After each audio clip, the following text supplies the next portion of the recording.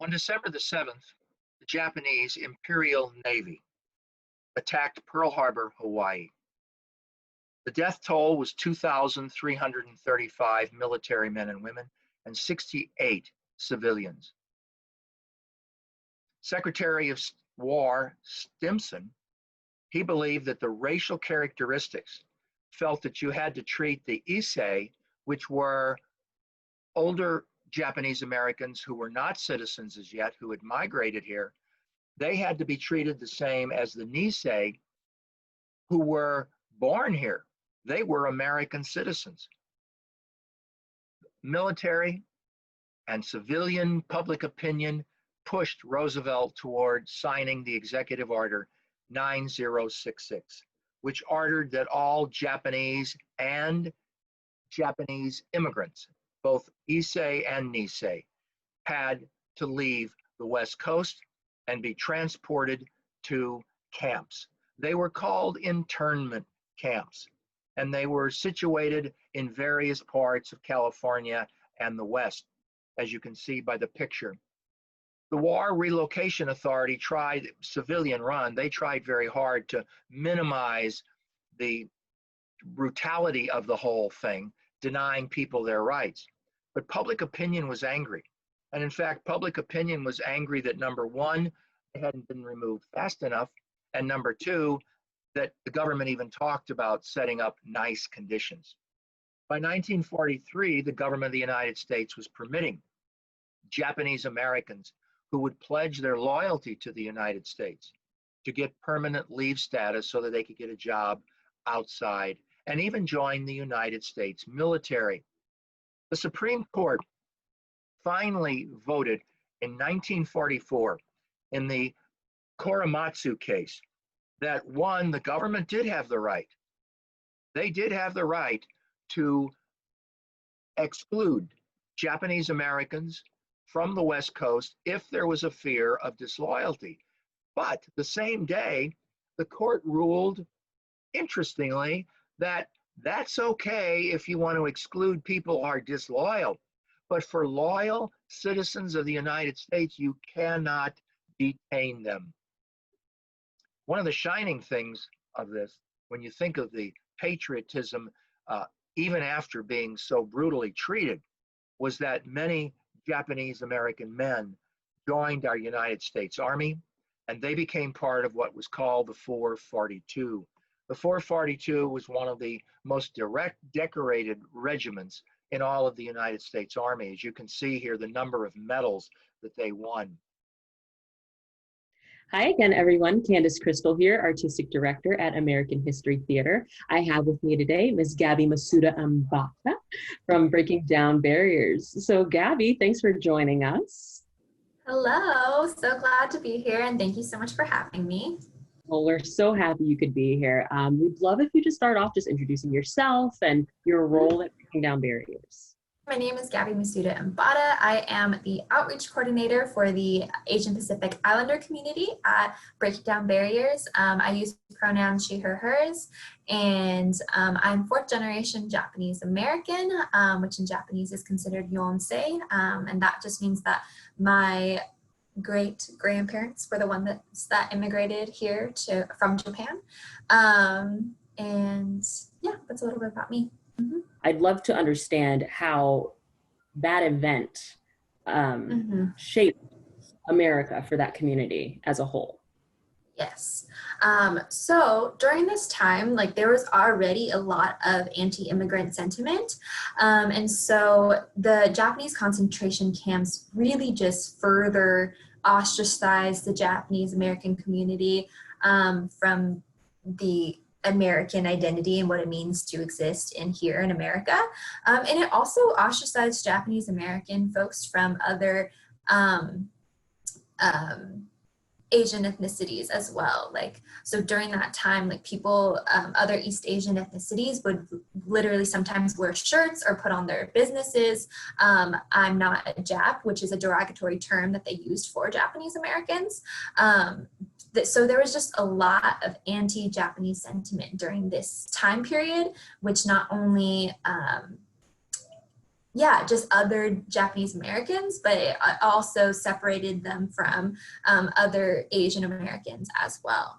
And so a little bit of like background of what happened. So on February 19th, 1942, that's when FDR made the executive order of 9066, which is the order that made Japanese Americans be relocated from wherever they were residing, mostly on the West Coast, to these internment camps, and some people will even call them detention camps or prison camps for more like accurate terminology. And so even though some of these Japanese Americans were immigrants from Japan, around 70% were actually American-born citizens. What effect do you feel that Japanese internment camps had on not just the mental health of Japanese Americans, but Asian and Pacific Islander community as a whole? So for my family, so I had one grandparent on my dad's side, my dad's dad. He was a no-no boy, which means that he said no to, so when the whole relocation process was happening, they had Japanese Americans, and I think it was Japanese American males who could fight in the army to fight during that time period in the war, in World War II. And so to prove their loyalty, they had them fill out this questionnaire. And two of those questions, if they said no to both of those questions, then they were considered no-no boys. And then they had to be relocated. They were relocated to a specific camp. Mom's side of the family, one of my grandparents, so my grandma, she was located at a Machi camp in Colorado. She was relocated to that camp. And so she was around 2 years old, so she doesn't remember a ton of what happened, but she was the youngest of 10 siblings. So majority of her siblings do remember the impact that the camps had on their family. And then also my grandpa on my mom's side, so her dad, he was 12, so he remembers a lot of what happened during that time and the impact of him that it had on him. And he was relocated to a camp called Minidoka, which was in Idaho. And also, a lot of the relocation centers weren't in areas close to where a lot of the Japanese Americans were residing. They were in the desert areas. They were in like very desolate places. And so that even like is a further ostracization that really had a lot of impacts on the mental health of the Japanese American community. So for example, like my grandpa, who was 12 and could remember, one of his sisters will say that like before the internment camps, he was more of an outgoing person. He was more expressive in his personality. And then post internment camps, he became very like quiet and very reserved. And I think that also during this time, a lot of them were experiencing a lot of trauma, like to be relocated, to be born in a country, and then for that country to deny your existence just because of your ethnicity. And so I think a lot of those folks were experiencing depression, anxiety, stress from this huge event that was happening to their community. Another thing that played a huge role too is in these internment camps, there were classes and education surrounding like how to be a better American. And so basically these classes basically talked and showed how to exist as American after the camps.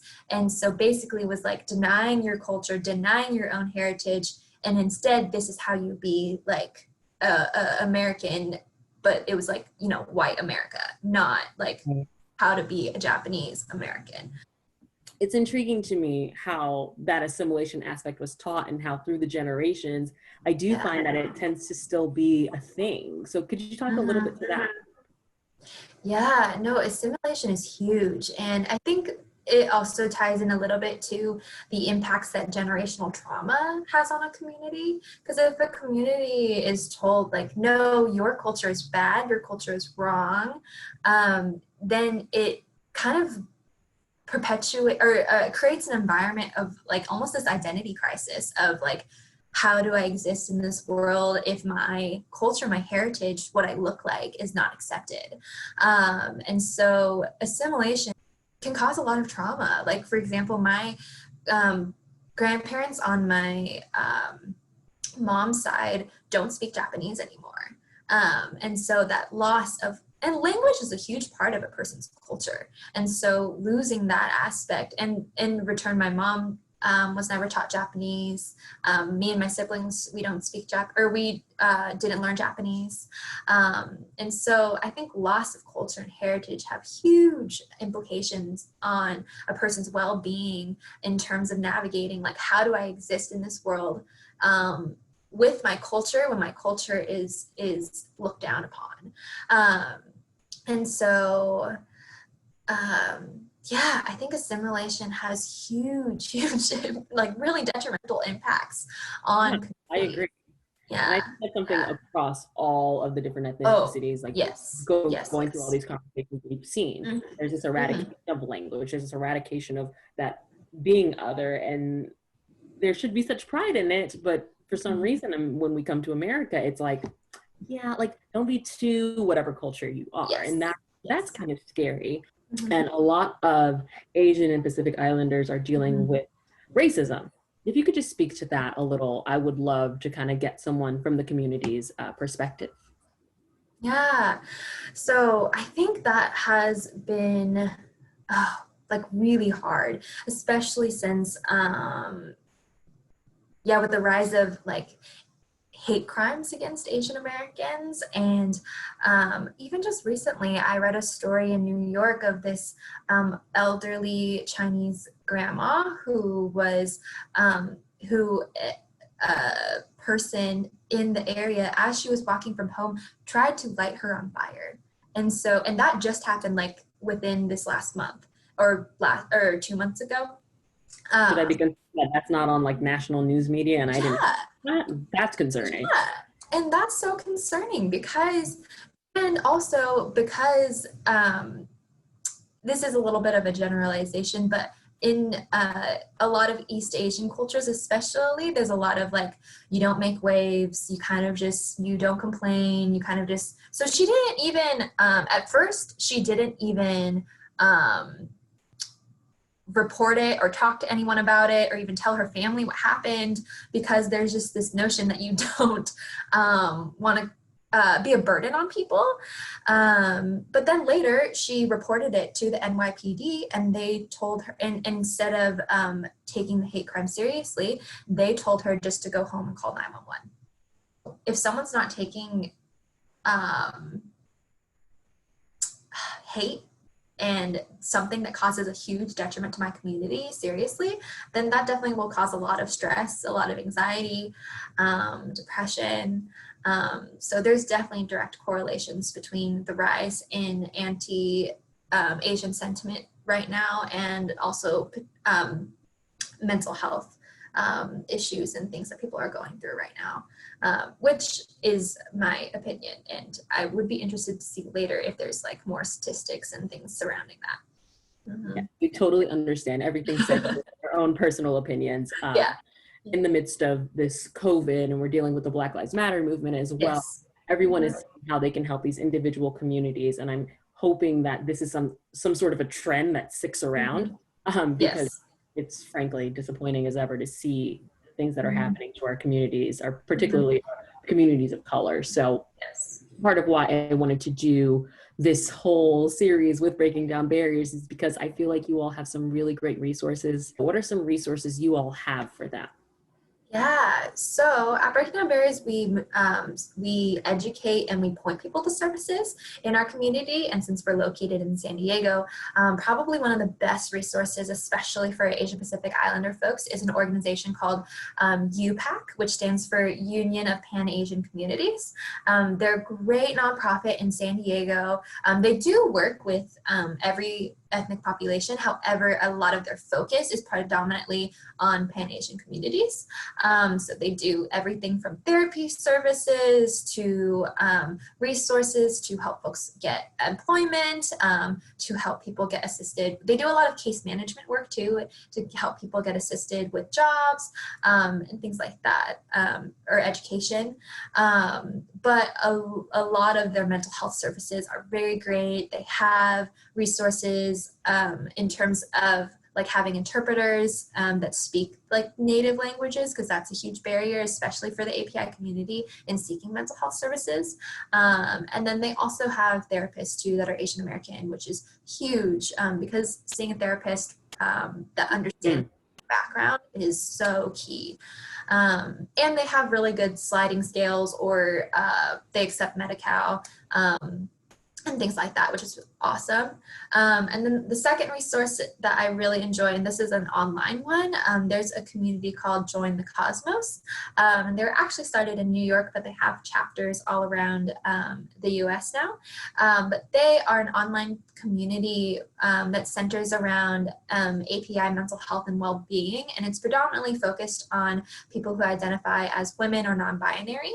So API folks that identify as non-binary or a woman, then they can access this awesome community online that has tons of resources for like different API therapists. And it's more, since it's an online platform, it's more accessible to not just San Diego, and it's for everyone, or every location, I mean.